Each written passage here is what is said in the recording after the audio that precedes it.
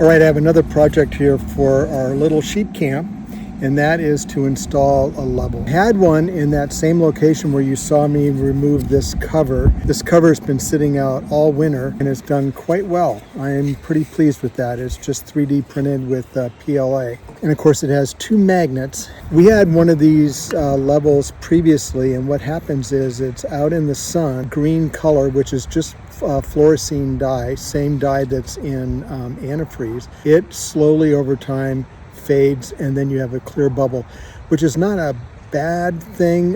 You can still see the bubble and the lines, but I like having that contrast of the green. So what I did is I got another bubble and I 3D printed a cage, and this cage fits very nicely inside this cover.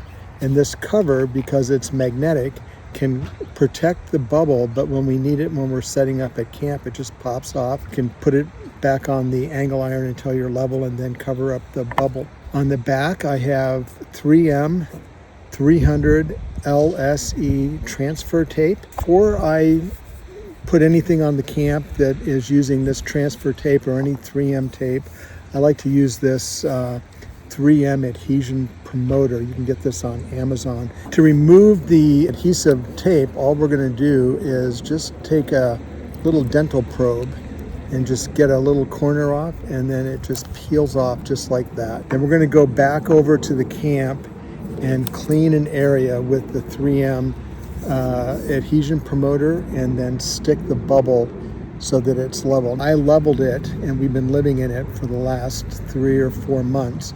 So I know it's level, but obviously before you install a reference bubble, you want to make sure your RV or hopefully you own a sheep camp, that your sheep camp is level. So let's go clean that and we'll go from there. Get this cleaned up.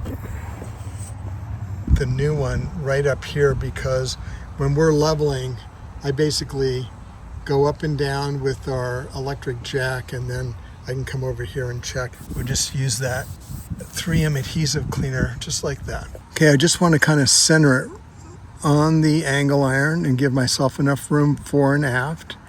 I'll put one corner down and get that bubble level. Got our bubble. Now the protective cap. I think that's a great project.